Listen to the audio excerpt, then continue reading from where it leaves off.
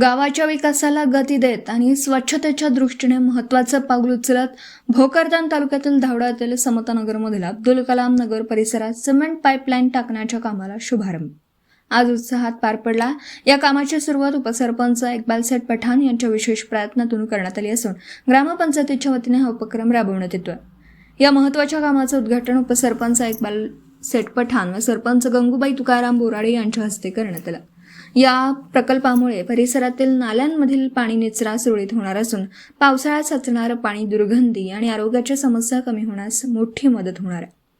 समतानगरमधील अब्दुल कलाम नगर भागात अनेक दिवसांपासून नाल्यांची समस्या गंभीर बनली होती। नागरिकांना वारंवार त्रास सहन करावा लागत होता। ही समस्या लक्षात घेऊन उपसरपंच इक्बाल सेठ पठाण यांनी पुढाकार घेत संबंधित विभागाकडे सातत्याने पाठपुरावा करून या सिमेंट पाईपलाईन कामास मंजुरी मिळवून दिली। त्यांच्या प्रयत्नांना यश येत अखेर या कामाचा शुभारंभ झाला असून स्थानिक नागरिकांमध्ये समाधानाचं वातावरण निर्माण झालं। या कार्यक्रमाला प्रमुख उपस्थिती म्हणून माजी सरपंच बेलाप्पा पिसोडे, माजी सभापती डॉक्टर प्रमोद कुलकर्णी, दिनेश देवकर उपस्थित होते। तसेच ग्रामपंचायत सदस्य आयाज पठाण, हाफिज जाकीर शेख, अहमद सलीम खान यांच्यासह अनेक नागरिक मोठ्या संख्येने उपस्थित होते।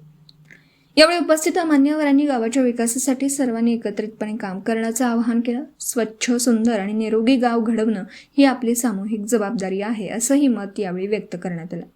या सिमेंट पाईपलाईन प्रकल्पामुळे समतानगरमधील अब्दुल कलाम नगर परिसरात स्वच्छता, पाणी निचरा आणि नागरिकांच्या जीवनमानात निश्चितच सकारात्मक बदल होणार असल्याची अपेक्षा व्यक्त केली जाते।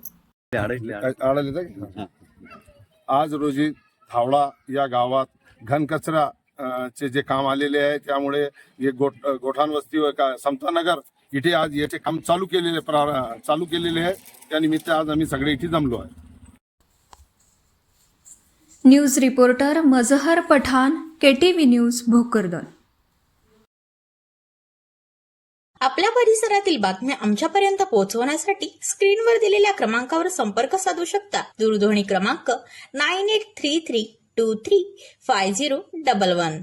त्याचप्रमाणे अधिक माहितीसाठी स्क्रीनवर दिलेल्या KTV न्यूजच्या ईमेल आयडी वर देखील संपर्क करता येईल।